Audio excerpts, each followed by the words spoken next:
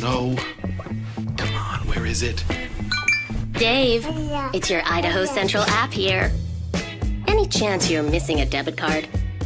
Let's get that taken care of for you. With ICCU's card control, you can turn any card off with the tap of your finger. You got it. And back on again.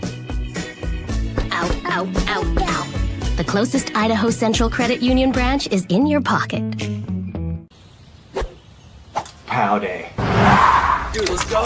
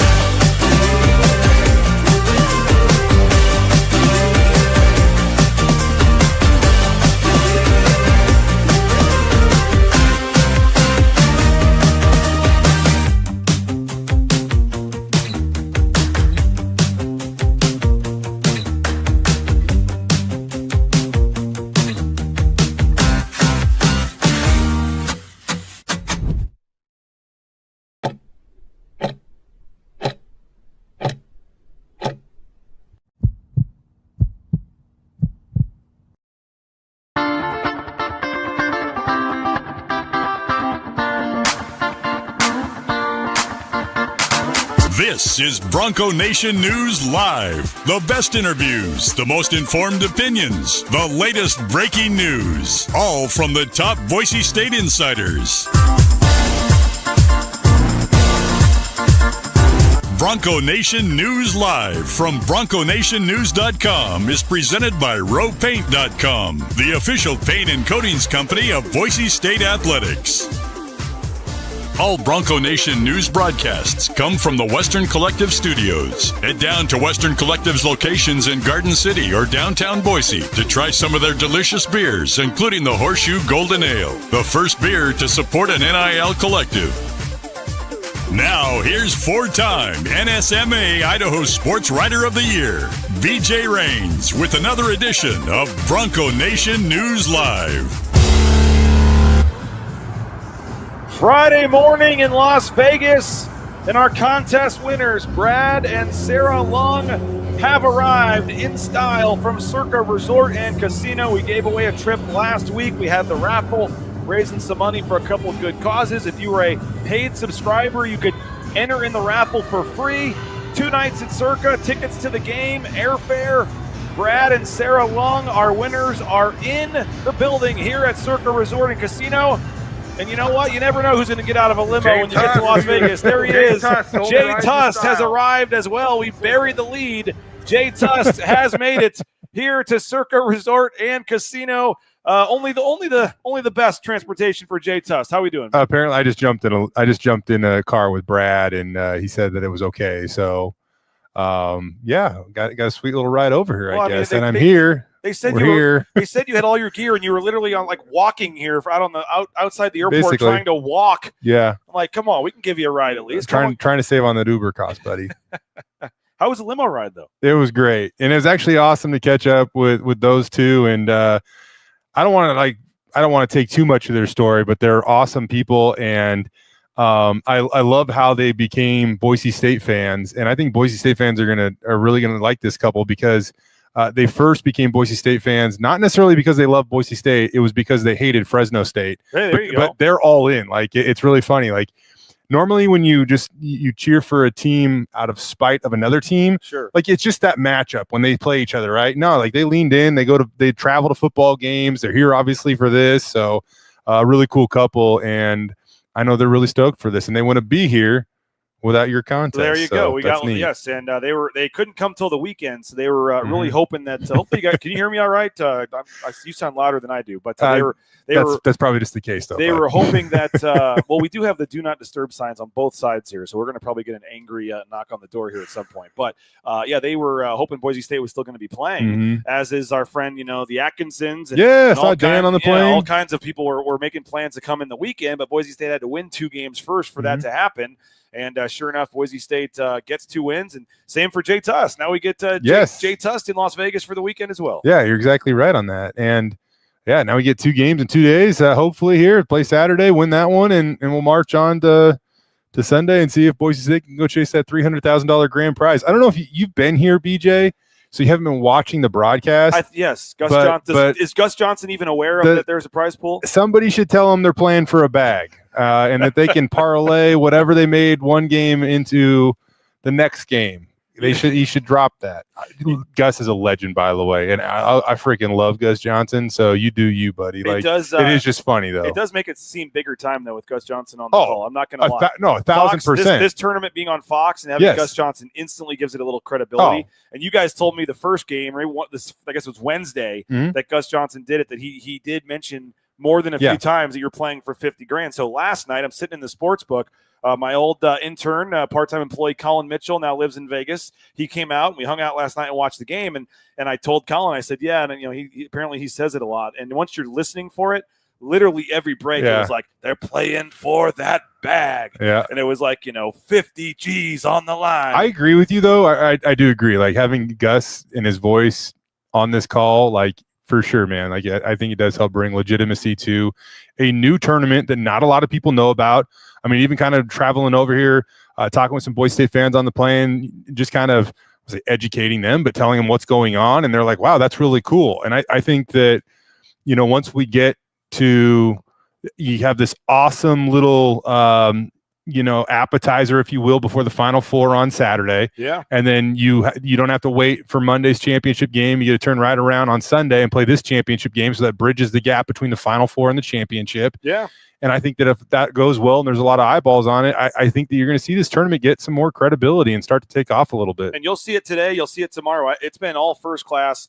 Everything. I mean, even the small details like out in the lobby where they could have skeeted it. They put a ton of signage into this, a ton of, just effort and money. I mean, the pool party out here, they're setting up for this pool party. Manny Herrera says, another beautiful day. Section 12 has arrived. It'll be loud. But first, pool party today. So, yeah, good. Come on over, Manny. And anyone that is in town watching this from Vegas. I mean, the detail they're putting into this pool party, Jay, they've got the Crown Tournament logo at the bottom of the pool somehow. And then even like on the couches, they've got literally like Crown pillows that they've made essentially just for this. I mean, they've put a lot of money, a lot of time, a lot of effort into this. And from a media perspective, from a tournament perspective, I'm curious to see what it looks like at T-Mobile. I am a little nervous.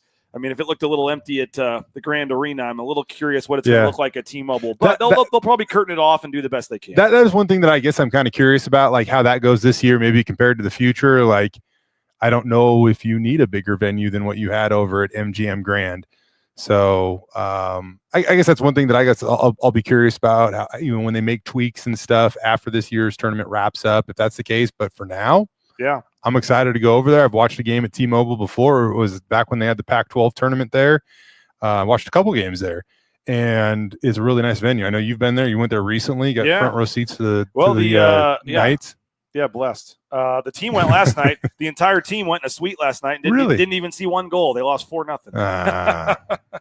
The whole Bronco team? The whole team, apparently it was set up through the Crown or something, and they had all the coaches, players, at least that was the plan. They had a suite for them at the game, and they didn't even score a goal, but they were at least able to see the arena set up for hockey, and then they'll be back today for practice. But, I posted the graphic last night, Jay, and I know it's mostly in jest. It's a joke, whatever. I know fans of other teams right away want to jump in and, whatever. New Mexico fans, I get it. But, I mean, there were 364 teams that all started playing college basketball back. I think it was November 6th was the first day of games. And there's 8 still playing. And I know that this isn't the Final Four that Boise State wanted to be in, whatever. But for Saturday, for there to be 4 games, and as you said, it leads into the real Final Four. And I think Boise State's actually got the better time slot a little earlier in the day because the second game literally will end like at the second the Final Four is starting. So people, I think, will have already switched over to the pregame and all that. I think Boise State's time is perfect. But, I'm putting it out there. It's not the same, whatever. But in terms of playing in April and being one of the final 8 teams of 364 still playing, and still playing for money and still playing for a championship and still together this week, I think that I think there's something to say about that. And I was actually thinking about this on the way down here, is having coverage plans for KTVB and questions to ask and things like that. And at some point in time, we got to get over it, right? Like, we know it's not the NCAA tournament. How many times? We just got to get over it. I think it's a common understanding. So now that once you get over it, you realize that $300,000 is on the line. And so far, it seems like these guys have played energized and they've been passionate and they want to go out on top. And there is a chance if they win 2 games in 2 days that Tyson Degenhart ends his career with a win, which I think would be awesome. He's closing in on 100 career wins. I believe if they win tomorrow, that would be his 100th career win.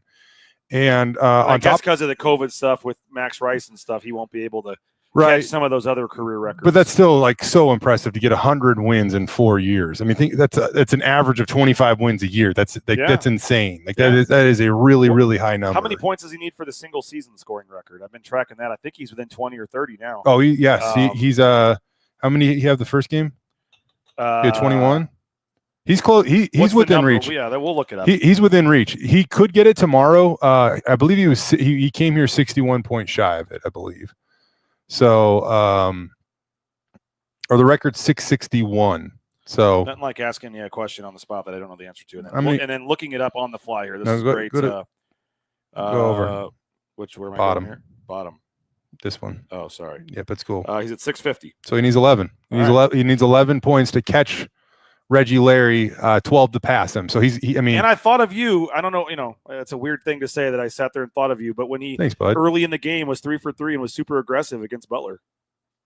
Look what happens. Look what happens, man. I don't know what else to say. I saw your tweet and I was laughing the first game. Like, is he still on this roster? Yeah, did he opt out early? Like it's been a storyline all season long. That's my version of your referee tweet or Johnny Mallory's Johnny Ballgame's Sire Gaines is at a basketball game tweet. My version is, hey, how's Tyson Degenhart doing early in a game? I don't know what I like better, Tyson, when Johnny does that, or when every 5 seconds he's turning around to see if Sire's looking, so he can give him the head nod. Johnny watches Sire more than the game sometimes. He's like, hey, what's up? Yeah, love you, Johnny. He's on vacation, so he ain't watching. Oh man, I thought he would have been watching, so we were having fun with him. We can move on then. Yeah. Never mind. We can move on. He's on vacation. Yeah. Candid Trader hopes Tyson fires up some threes, but in that game though, he was aggressive, as you said, and he. Early in the game had 8 points in the first 3 minutes of the game. I mean, that's I know we joke about it, but it's something we've said all year and you've said, but when he's aggressive and scores early, usually good things happen. I'm excited. I got down here early, not only so I could hang out with you, but really there's a press conference today, and I haven't really been able to interact with these guys since this tournament tipped off. And so maybe you already know the answer to this, but what is going on with this offensive explosion all of a sudden? I mean, they've scored 189 points. 189 points in the last 2 games, and it was funny. At some point in time, you're looking at the live over-unders and stuff like that, and it was 185, and I was like, there's no way they would ever hit that. And they blew through it against Butler. 193 total points scored. Boise State scores 100 themselves. I was what is happening? What is leading to this? Well, they're go ahead. I was going to say, one thing that I wasn't at is somebody actually asked me that in the newsroom the other day, and I guess my response was, well, you also have to score 100 if you're going to give up 93. But it's crazy, if I'm man. Butler and I shoot 57% from the field and make 13 threes, I think I probably win that game. Yeah, you'd probably think you'd win any game if you do that. So in 2013, their offense ranked 25th at KenPom. In 2014, it ranked 29th, I believe. Yep, at KenPom. Right now, Boise State 39th at KenPom. It's funny because a lot of people throughout a good portion of this year, and it wasn't just the last 2 games that changed the numbers. It's been trending in this direction. But there's been a lot of people saying, oh, well, if Leon's staying, Duryea's got to go, or the offense has to get better. And I don't know if you've seen any of that at all. People talking about the offense being a little stagnant, some of the shot clock violations at times this year. But and they're not a good 3-point shooting team, obviously. Yeah. What are they now? 284th in the country in 3-point percentage. But you look at the numbers, Jay, and in the 29-year history of KenPom, I think it was just 29 years they've tracked this. This is statistically the 3rd most efficient offense Boise State's ever had. I think the eye test would tell you that too. I do. But I don't know. I think we also just kind of learned over the season this team wasn't exactly perfect. They didn't have that guy that just absolutely scared you night in and night out from 3. It ebbed and flowed way too much when it came to that. I mean, Pearson Carmichael could hit 5 on you, and then he 5 threes on you, and then he'd go quiet for a few games. Andrew Meadow, kind of the same deal. Now he's been really aggressive as a driver. Tyson Dagenhart down here is an all-world shooter from 3. So he's been insanely hot from distance down here. Yeah. But 100 points, man. 100 points in a college basketball game, especially when you're taking on a team that. Someone said they hadn't given up 100 since like 1996 or something. I don't know if that's accurate or not. 100 points in a college basketball game is a lot. I don't care who you're playing. And I thought it was like, when was last? This hasn't happened in a while for Boise State, probably. Then I go back and it was Corbin. Yeah. But I guess if you go back for Division I, it's been a couple years. Yeah. That's a lot against a Division I basketball team. So now we'll see what happens tomorrow against Nebraska. Like, Nebraska's easily going to be their toughest task to date down here at the Crown. A lot of people basically are calling this the championship game. They would have a big edge probably on Sunday if they were to win this game. But they're 49th at Ken Pom. Ken Pom has this as a 1-point win for Boise State. And you look at some of the teams Boise State play, I mean, in terms of a similar team, I mean, this is just like playing a New Mexico or a Colorado State. I mean, the numbers are very similar. And, Nebraska, Jay, was a team that was clearly in the NCAA tournament. They kind of tanked a little down the stretch. But again, look who they're playing. Teams that are Penn State, Michigan, who's 21st at Ken Pom, Ohio State's 37th. Iowa, Minnesota in there as well. But I mean, they were on January 26th. They were, 12-8. Let's go to February 16th. They're 17-9. They're right there in a great spot. They're 38th at Ken Pom, and then they lose 5 in a row to end the regular season. Don't even get in the conference tournament. I love Fred Hoiberg, by the way. He literally wears jogger pants and a tucked-in polo shirt. Like, it's the funniest thing. He's literally wearing sweatpants with a tucked-in polo shirt in this tournament. Nebraska team, now that you throw this up too, like, they have gone hot and cold and hot and cold, like as a team. That's a Big Ten for you, too. I mean, they had a 6-game winning streak followed by a 6-game losing streak, and then they win 5 of their next 6, only to lose their next 5, and now they're back on a 2-game winning streak. So you just kind of hope that maybe they don't, turn this into another massive winning streak against Boise State tomorrow. No, but they are a quality team, as you said, by far the best team that they will have played in this tournament. This is a 1-point margin at Ken Pom, and as somebody said here, didn't expect BSU to be favored. Jason sees 1.5 is the line there, but they've got a guard, Bryce Williams, I think, who scored over 20 like 7 or 8 times this year. Hey, Boise State's got a little experience with Bryce. I know the name sounds familiar. Where was he at? He was at Charlotte. 2022-23 season, beginning of that year. Yes, when they scored 13 points in the first half. You were really, really close. It was 11. Oh, really close. I think they were down 28 to 11 at halftime. 42 maybe or something like that.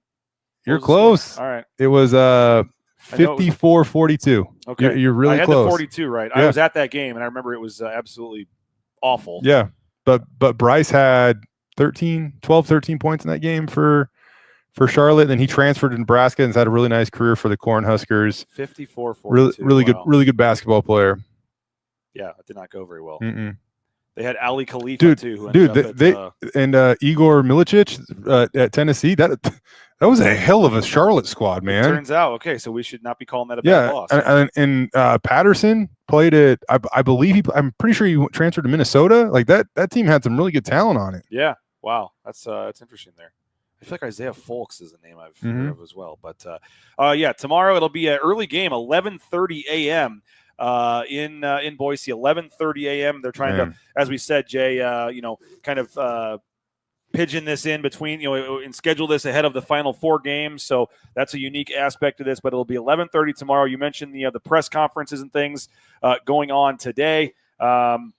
It's going to be a full day of coverage. We'll have. I'm actually looking forward to talking to Fred Hoiberg. Are you going to get Will Hall? You're going to get Will Hall a selfie or something and send it back for him? I'm not kidding you. Will just texted me. I hope he doesn't get upset. He said, "You're in Vegas. Got to give Freddie a hug for me." That doesn't surprise me. Hey, buddy. Miss you, Will. That doesn't surprise me. Been a few weeks. Kind of forget. Was Nebraska on the bubble? Yeah, I mean, they were on the bubble until that last 2-week stretch. They were clearly in the tournament. They weren't even on the bubble. They were in for sure, and they tanked down the stretch and lost their last 4 or 5 games. Let's see. Javen Buchanan, 85% against Butler, 11 of 13. Dude, Javen Buchanan, my goodness. And he's finally healthy. It sounds like that's kind of what is going for him. I know people are saying performs well in a tourney setting with max minutes. Leon needs to use them. There was some stuff behind the scenes going on. From what I've understood, Jay, he still may have a surgery after the season, something on his hip, or I don't know exactly what's going on, but he's he's still injured, but he's at least with a week off feeling a little better, and it showed the last 2 games. Yeah, that season, man. I think with football, like people like understand the wear and tear of it, but that happens on the basketball court. Like one thing that's awesome about our jobs, BJ, is that we usually do get to sit pretty close to the court at times. Not down here, apparently, though.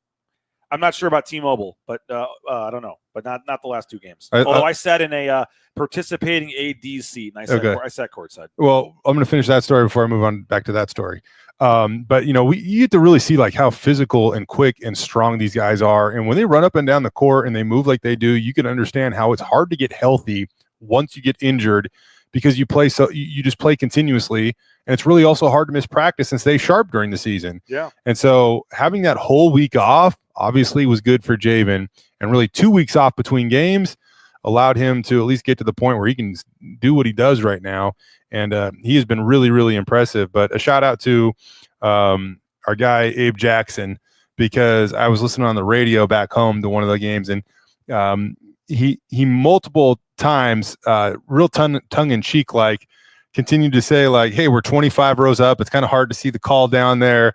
I think Javen came up for an interview, or somebody came up for an interview, and he's Burns like, thank you for climbing all the way up here to talk to us. Yes. So, they put the radio people at the top of the arena, basically. I kind of found that funny, but I also felt bad because that really kind of alters how you call the game. That does make a big difference. And we love Bob, but Bob was saying, if you're going to put us up this high, at least put us on the other side, because I guess he was having trouble too telling which number the fouls were on, because they were pointing the other way with the foul calls. Gotcha. Yeah, I just said heck with that. I saw an open seat courtside and just sat down. Nobody said anything. I told you they're pretty lax here at this tournament. You can kind of.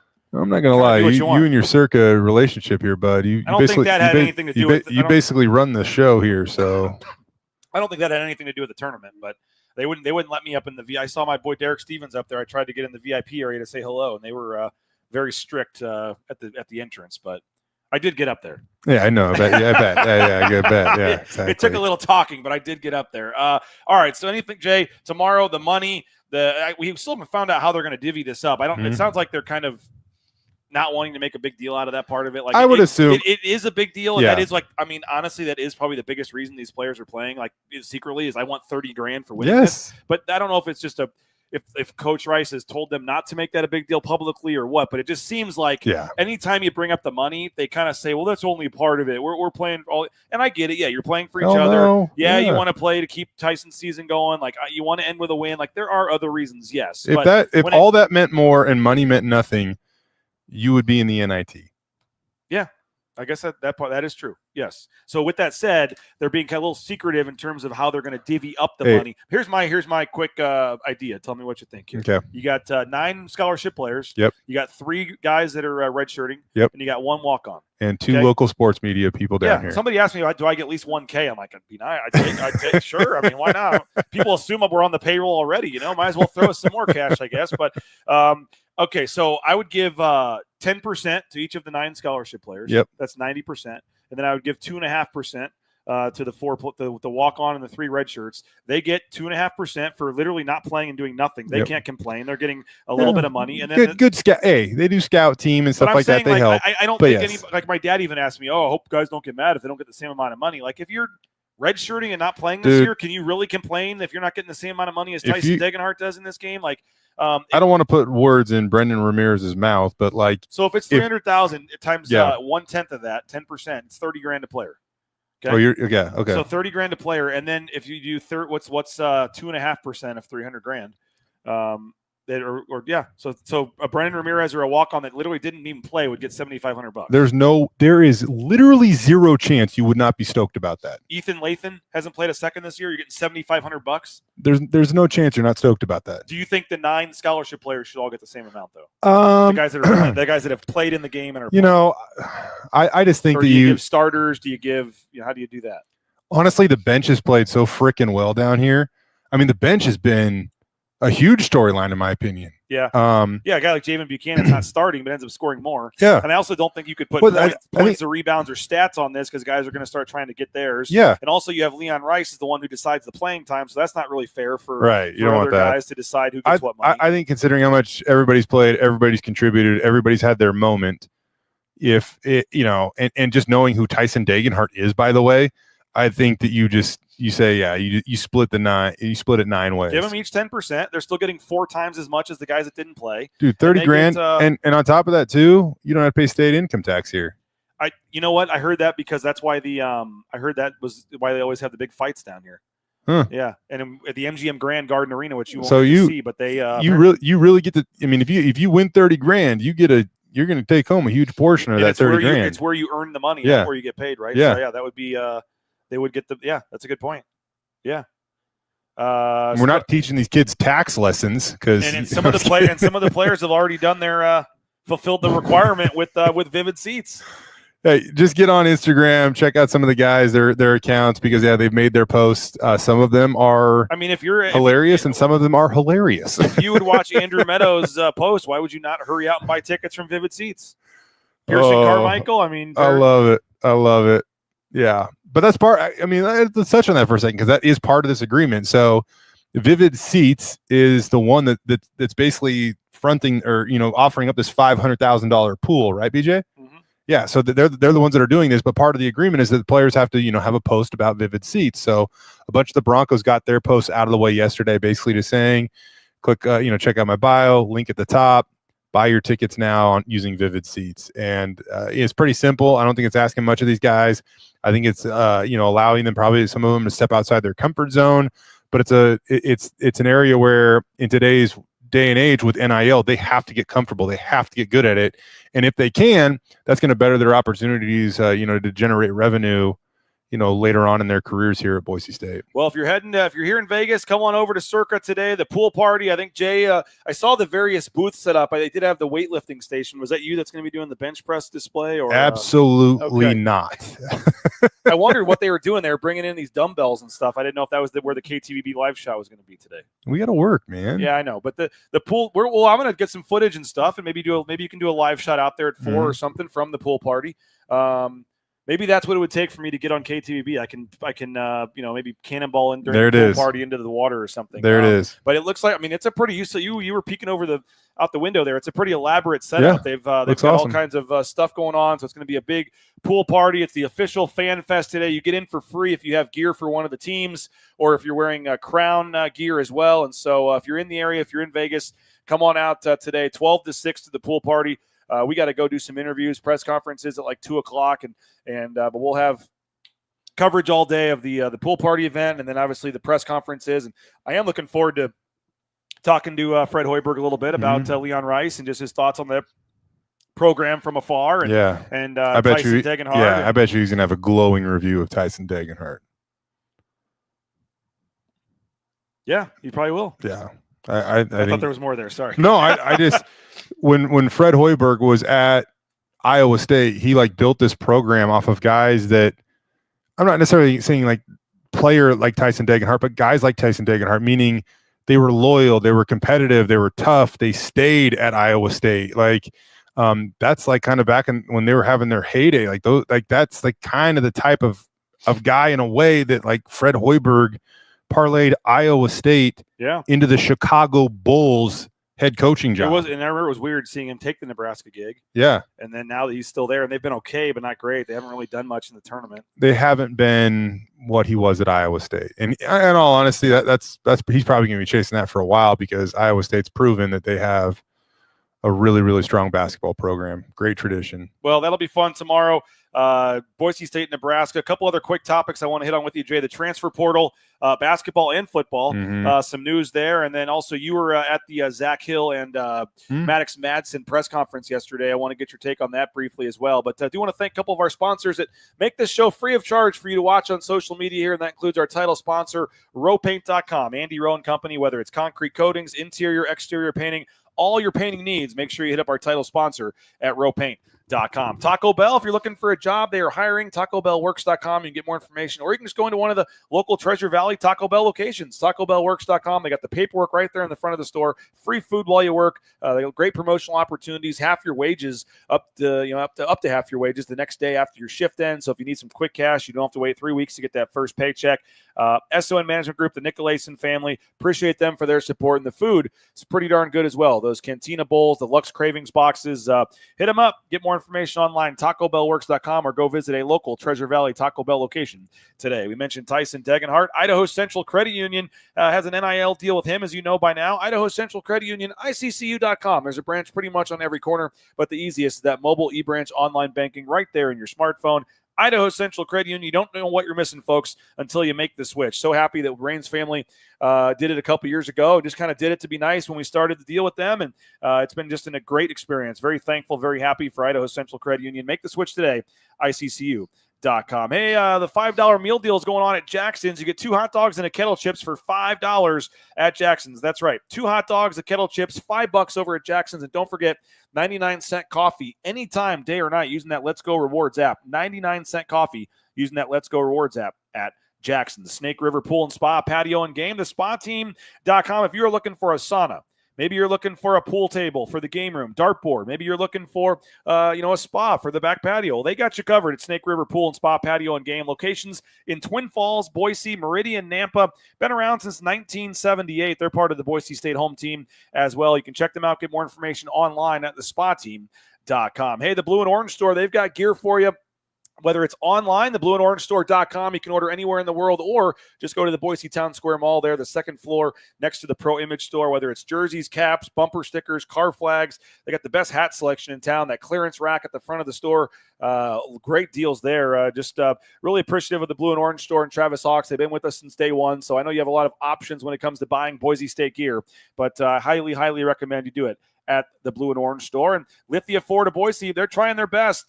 Jay, although one of their athletes, got a vehicle and still decided to leave. We'll talk about that. But Lithia Ford of Boise, they're helping Cage Casey, Roger Carrion, a lot of these guys with vehicles from Lithia Ford of Boise on NIL deals. So they're one of the biggest supporters of Boise State athletics, and one of our biggest supporters here at Bronco Nation News. Return the favor, folks. Next time you're looking for a car or truck, make sure you do that at Lithia Ford of Boise. Online, you can view their full inventory of vehicles at lithiafordboise.com. All right, Jay, there are some other topics. So we'll, obviously got the game tomorrow, but transfer portal. First of all, quickly on the basketball side, it sounds like a nice pickup with Dylan Andrews. Yeah, that could be a really, really nice pickup. And I know you look at his numbers from just his last season and they seem kind of modest, but go back 1 year prior to that, dude averaged almost 13 points and almost 4 assists per game. I'm definitely interested to see like the type of role he's really going to embrace when he arrives at Boise State.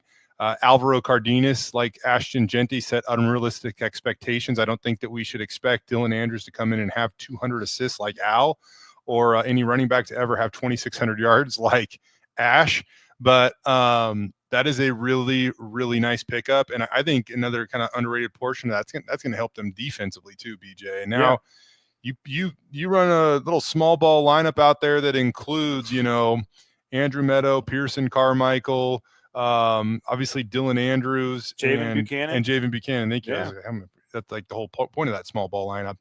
You start with that, and now all of a sudden you really start cooking with some fuel, heading into next season. And they're obviously not done yet either. They have a couple more spots that they could, potentially add or utilize. And there's been times where Leon hasn't utilized all the scholarships. I think it was a couple of years ago he left one out there.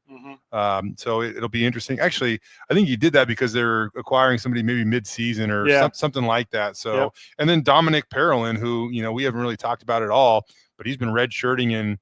I hate saying a poor man's Tyson Degenhart, because A, I hate comparing anybody to Tyson Degenhart, and B, Dominic Parolin's very good in his own right.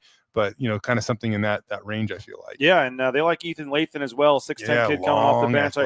They call him Baby Bosch. He's left-handed and kind of has some similarities there to Chris Bosch, but they do need another big man. I would think now that a potential starting center, big man, if they could go find one of those, I think your team is – with who you have coming back and already adding Dylan Andrews, I already think you're probably top 3 or 4 in the Mountain West with what you have right now. But they have 2 or 3 scholarships still to fill, and if they go add another starting center type player, I know some of the fans don't want to hear it again, but this team should be right there again, near the top of the Mountain West. But when we talked about this a few weeks ago, when we were talking about like what do you want them to go add, and at the time my answer was a Marcus Shaver, a Chibuzo Abo, a Mladen Armouche. Like, find the perfect pieces. Well, Yep.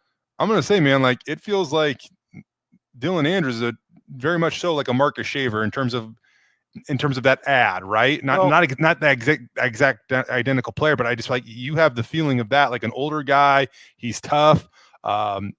People rave about his character, things like that. Like, he's going to be that type of guy that comes in here.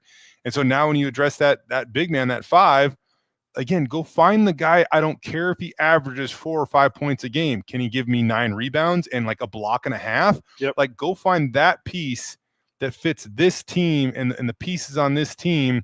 And that's who Mladen Armouche was a few years ago. Go give me that guy. Now, Nathan Carroll, who does a tremendous job looking at all this stuff, he said you could make an argument, a pretty strong one. He thinks it might be true that Dylan Andrews is the best transfer that Boise State basketball has ever added. And you think about, and at least coming in, because you talk about Abo, you talk about Akot, you talk about Kijab. Those guys at the Power 5 level had done basically nothing before they got here. Correct. And Boise State saw something, and then they ascended. You're bringing in a proven, a 2-year starter, a guy that in the Pac-12 tournament scored 31 points, a guy that has started at the in the Pac-12 Big Ten for 2 years, 60 plus career starts, averaged double figures in the Pac-12 last year, and as I said, had some just massive games down the stretch. I mean, it's pretty rare for. Boise State doesn't get guys like this. They get guys that either have big numbers at smaller schools or small numbers at big schools. And to get a guy that's put up decent-sized numbers at this level, the way Nathan phrased it made me take a step back for a second. But I'm like, you know what? You're probably right. I don't know if they brought in a proven player like this before at the Power Conference level. There's shout out Nathan real quick. Secondly, I think it's just because of this last year and his numbers, they fell off a little bit. But like, if you were to get him last year coming off of almost 13 points and almost 4 assists per game, again, you just think of this so differently. And this is a big time addition for this team. My veteran presence, it's taught me to pump the brakes a little. Yeah, I don't want to go crazy. And so that definitely might be the claim on paper. I would have a really tough time arguing it, but I just want to see it first. I just want to see how it fits first. You know what I mean? Our friends Dan and Dory Atkinson are downstairs checking in from Saginaw's here at Circa having breakfast. Don't pay yet. Jay's coming down to take care of the check for you guys, Dan. So. Oh, actually, that's not true. I just ordered from Saginaw's and told him to charge it to Dan, actually. Oh, okay. All right. Yeah, as long as you didn't put it on my room, then we're good. We'll see you guys in a little bit. Appreciate you guys for coming on over. I know Dan heard pool party, and he's like, I'm coming to Circa right away. So Jordan's asking if more touted than Dutrieve.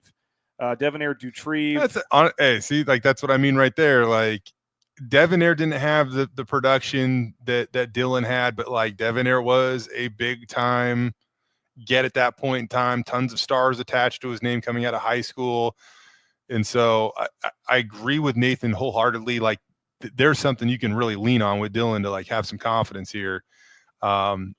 But I've always, over the years, I'm just a little bit of a pessimistic guy now, but I've just pumped the brakes. Although I would be really excited if I'm Bronco Nation. And there is part of the connection, AZ Compass, for sure. Wow. With Lathan and the guard, and Moses Hips, correct?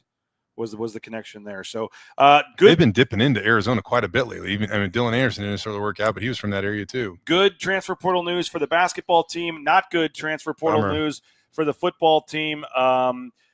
Braxton Feely's the big one, Jay. Yeah. I haven't talked to you since that happened a couple of days ago. Obviously, a massive loss, and when you combine that with Andrew Simpson, two defensive starters, 2 veterans, 2 returning starters gone from the team in a span of about a week. Yeah. Andrew's a fantastic player, so I don't want this to come off wrong, but I think Braxton actually hurts his defense a little bit more, because now you're basically replacing all the meat and potatoes on your defensive line. Yes, Jaden Virgin Morgan comes back. He's going to be dynamic. He is going to be a fantastic football player.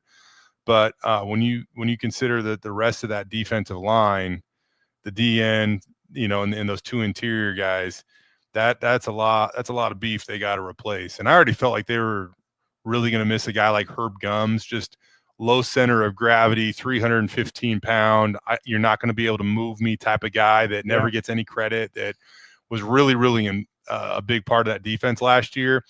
Braxton Feely in a slightly different mold, but similar importance and overlooked, to be honest with you, because he never produced like crazy amounts of sacks or tackles for loss. But that guy was a really, really good football player, and that one's going to sting. That one, in my opinion, hurts. I agree with you. I thought they already maybe were going to still need to address that in the transfer portal, Yeah. but I think there's no doubt now you've got to go find really young. You got to go find somebody in the portal here.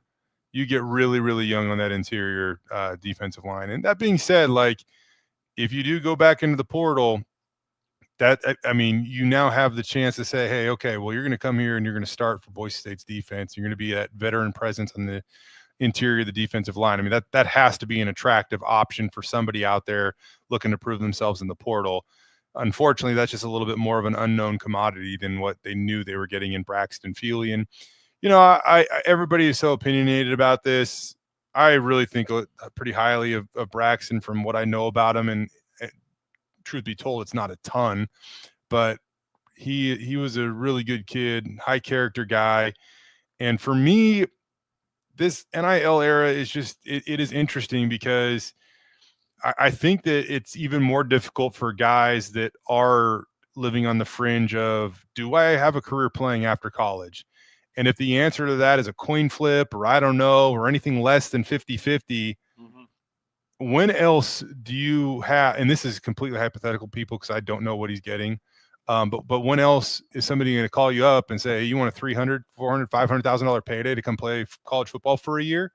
Like, if that day's never going to come for you down the road, how can you pass on taking it now? And there might be members of Bronco Nation that hate hearing that, but that's just the reality of this thing. And I think it's really tough to fault the kid if that's what he believes. Braxton's married, and family, who knows how far that off is for him and things like that. And think about when you were coming out of college, if somebody said, hey, BJ, we're going to give you either the first payment, like we're going to pay off your first house if you transfer to K-State. How quickly are you going to K-State knowing after college is over, you don't have a house payment? Anybody's doing that. I always compare this to Ashton. Like Ashton knew something more was coming for him down the road. Like he knew that the millions of dollars was going to be there for him. So I just think that his decision it's way different. And you just can't compare apples to apples when it's not apples to apples when it comes to these decisions, depending on the kid and who he is and what his future is. And even what is the present is for him. And like said, Brax is married. He's got a wife to take care of and things like that. Yeah. So. Well, it's interesting because when we had Michael Callahan on the show yesterday talking about the D line and just kind of, he's close with Braxton obviously, but he was talking about the defense. What did Mike say? I miss Mike. He knows Braxton. So yeah, he was, a little tight-lipped. Yeah. All right, that's okay. He said a little more when we were off the recording, but I respect him. He's he's not fully over into the media world yet, and he's obviously close with a lot of these guys. But he was talking about with Andrew Simpson just last year, because they had Tubner, they were able to play the dime and the one linebacker, and he really thought this year that the plan was going to be to go back to more of a traditional two linebacker set. Literally, the press conference before with Eric Chenander, I asked about that, and Eric Chenander said, yeah, that's what we hope that's going to be the case this year, where we do have Andrew and Marco on the field at the same time for the most part. And then a couple of days later, boom, literally like 3 days later, he's now gone. And now I'm curious to see what they go back to do. And last thing on this though, Jay, you hope this isn't the opening of the floodgates here. And that's what, like when Andrew left, I just think if you really pay attention, things like, there's a level of surprise anytime it actually happens. I especially think like this point in time in spring ball, like you felt it would have happened a little bit later, but like it's not. The portal's not even open right now. Exactly. So that's when everybody says I'm entering the portal. Well, not really, but whatever. I digress. Anyways, there's always a certain level of surprise, but I think if you really paid attention, like I wasn't like shocked it happened for Andrew. Like I wasn't shocked. I was definitely more surprised with Braxton. I was shocked with Braxton. I was. And, like I said, Spencer married that dude. Like, that's why, again, I'm really, we got to talk to, we'll ask SD about it eventually here. And I'm really not trying to jump to conclusions, but I bet you they had a really good conversation. And, you know, I don't know what the exact way to phrase this, but at the end of the day, I'm sure that Spencer said, you know, I understand and good luck, bud. Like, I'm going to guess that's how that went, but only time will tell when we actually get to talk with Spence again. Yeah, so that'll be coming up. But yeah, we'll see. But hopefully, real quick though, you're really right. Like, that does how shocking Braxton was. No more surprises for spring ball. How about let's just leave it at that. Yeah, no, but I mean, no more surprises. You start looking at it, and you're like, all right, like a Zion Washington, both his roommates are now gone. You look at a Ty Benefield, all these guys where it's like, hey, you know, maybe they were all sticking together because they want to be part of the group, and once they see a guy or two leave, maybe they're taking another call or two now that they weren't taken. I don't know. Ty Benefield's a really good football player, and there was a game last year where I was kind of I think it was a San Jose State game where he got ran over at the beginning of that game. That wasn't good. But I was kind of talking about how well he had been playing, and there's some fans that kind of shot back at me. What are you talking about? Well, he ended that game with 2 turnovers. He had the forced fumble and the pick. Ty Benefield's a really good football player, and it might have seemed like at the time I was like trying to defend the guy. Yeah. If anything, I was just trying to warn Bronco Nation, like, do whatever you can to make that guy feel good about himself, because Boise State is 1,000% better with him in the defensive secondary than any other option right now. My opinion. Yes. Well, hopefully nobody else leaves. Like I said, the portal's not even open yet, so they shouldn't even be getting offers or getting talked to. That's just the way the system is. All right, final couple of minutes here. I want to hear about Zach Hill and quarterback Maddox Madsen, but do want to thank Matt Bauscher and Bauscher Real Estate. #1 ranked realtor in the Treasure Valley is Matt Bauscher and Bauscher Real Estate. When you buy or sell a home with Matt, you get to meet everybody in the picture there. First-class service, unmatched every step of the way, and he'll fight for you. He'll get you top dollar. He'll get you the credits and things and lower the price when you're buying. Rain's family found out firsthand that why he is as good as he is. So check him out online. Matt Bauscher at BauscherRealEstate.com. Ridley's Family Markets. Shop Ridley's.com. 13 locations across the state of Idaho, surrounding states. ShopRidleys.com is the website. Download that Skip app. Get savings up to 40% off at the checkout line. Locations in Twin Falls area, Magic Valley, Treasure Valley, McCall. A lot of great options. Love that CUNA location. Visit our sponsors at Ridley's Family Markets. Hey, if you're looking for a job, how about transportation compliance service? Transcomservice.com can help you get into the trucking industry every step of the way. The DOT, overweight permits, everything you need to get out there towing that first load in no time. They're a local company helping out folks all over the world. If you're looking for a job, how about the trucking industry at Transcomservice.com? Hey, if you want to eat healthy and get or just convenience, ease of it, you can do it at Lean Feast. LeanFeastMeridian.com, meal prep service. It's delicious food. It's fully customizable. You pick how much of what you want, carb, protein, veggie. It's just a great option. They deliver anywhere in the Treasure Valley. It's good in your refrigerator for 5 days. Pop it in the microwave for 2 minutes at the office, and you're eating steak, shrimp, chicken, fish. Dave and his company over there, or your crew over there at Lean Feast, tremendous people. Check them out online, leanfeastmeridian.com. And hey, leave us a voicemail. We'd love to have voicemail. We got a couple we need to get playing. We're behind a little bit, but leave us a voicemail, speakpipe.com/BNN. If you have a voicemail, you got thoughts on anything we talked about on this show or anything else Boise State college sports related, speakpipe.com/BNN. You can leave us a voicemail, and we'll play that on the Signature Roofing voice inbox. Signature Roofing, covering our community for more than 2 decades. Whether it's a re-roof, a repair, an estimate, inspection, they got you covered online at mysignatureroofing.com. All right, Jay, final couple minutes here. I did want to get your take on Zach Hill and Maddox Madsen both meeting with the media. I've been down here, so I was not able to get that footage or be at that interview, but that was one of the bigger storylines this week. I know James Montgomery also talked, I believe, about Sire Gaines not being out there, but Zach Hill, his first chance meeting with the media back in Boise. Your takeaways from that? I think there's an interesting dynamic now, because for the first time, I'm pretty sure for the first time since I've been covering the team, the offensive coordinator is not also the quarterback coach. And there was this brief little time for a season where like Zach Hill was on staff as the QB coach and Harst technically called plays, but I still when also Scott Huff was co-OC. And it was kind of a weird. I still view all those guys in the same room though. Like yeah. I don't know. This is like no. The tight end coach is your OC, and your QB coach is your QB coach. And man, I thought it might be just a cliche thing or whatever. So I asked him about it yesterday, and man, these guys actually really believe it. Like no, like Zach Hill just gets to worry about the quarterbacks. And talking with Maddox Madsen, he says there's like a noticeable difference because he's just worried about developing us. And there could be a day, down the road here where the QB coach is the offense coordinator again. I mean, that's highly likely.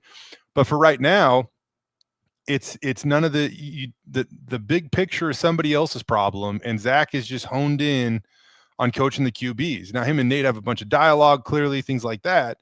But so far, Maddox Madsen's a big fan of it. Yeah, and what did you take away from Maddox? I know he's got some big goals for this year. He does have big goals this year. I think another thing, just talking about the connection of these two, asked Zach yesterday, like, so how long did you wait to reach out to Maddox after you knew you got the job? He goes, I didn't wait. I called him immediately. So it wasn't the first person Zach called, but it was definitely the first player Zach called right after he learned that he was hired.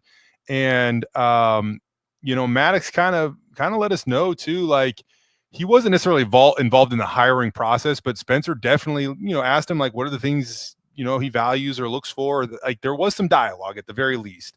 And so I think that Maddox had an inkling that Zach was going to be the guy. And then, Zach calls him and says, I'm the guy. And, their relationship is off and running from that point on. And so there's some excitement there. There's some buzz there. And, don't overlook the fact that, man, Zach Hill's done this at a pretty freaking high level before, bud. I mean, I know that you know that, but guys coach Jaden Daniels, Brett Rippon, Hank Bachmeyer. Oh, by the way, after Zach Hill called Maddox immediately called Hank to get his thoughts on Zach Hill.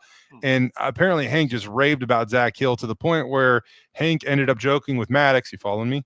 That Hank was going to come back and be, just a quality control guy or something, or GA someday for Zach Hill at Boise State. So there you go. It just shows how connected. This isn't just like a hire you're bringing in, right? Like, no, this is a guy that's been immersed in this thing. Hank Bachmeyer performed at an all-league level as a true freshman with Zach Hill as his QB coach and offensive coordinator, right?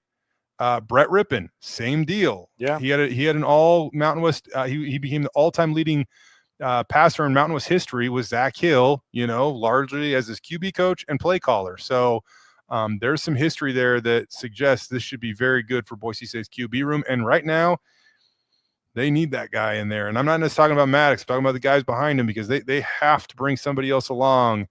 Well, I still think that person might be outside you're not on the roster right now. You're probably right. I don't care where. I don't care if he's located on Pluto. Like, they've got to find the guy that, if God forbid anything happens to Maddox, you don't lose your season. And last year was the first year in like forever that Boise State made it through 1 year with one solid starting quarterback. Yep.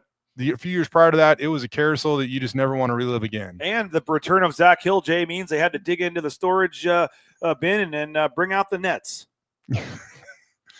I didn't get to ask him about that. I will eventually. Dirk Cutter he didn't use nets like for the QBs. Like just like the nets they throw into. He'd always bring players over to catch the balls for the quarterback. He famously said in a press conference one time, "I've never seen a net catch a pass in a game." And so now you see some use of the nets, not as much as the previous eras by any means, but you see one out there every now and then. As we start to, rebuild the relationship with Zach Hill or whatever, and reporter coach, that eventually will come up. So. Well, I'm there's a lot of storylines this year, but the Zach Hill Maddox Madsen storyline, Jay, I think is a massive one. Well, we're here in Vegas, and final thing, Jay, back to wrap this up with hoops. I mean, just press conferences today, the game tomorrow. I mean, as I said in the open, 8 teams still left playing, and Boise State basketball is one of them, and should be a fun 24 hours here as we get ready for tip-off. Yeah, man, it's just, it's going to be a fire hose to the face until we basically leave Las Vegas. Hopefully that's the case, because it means that Boise State would be doing well. But you look at, in my opinion, if they get to play Nebraska tomorrow, if they win, they probably play Villanova. Those are 2 pretty big name programs. So you're coming here to Las Vegas to make some money.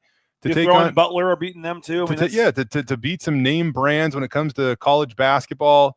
It could be a lot worse than it is right now. They're trying to salvage the season and do what they can, and maybe be the first to win that college basketball crown. And they'd be the first team in Boise State history to win 28 games. Yep. First team to win a postseason tournament of any kind. I mean, it may not be better than 2022, and maybe this is a debate for next week if they do win it, but we've talked about it all week. I mean, it's going to be in the conversation for one of the better seasons they've ever had. My only question is, if they do make it to the title game, how on earth do they slow down Eric Dixon of Villanova? That guy is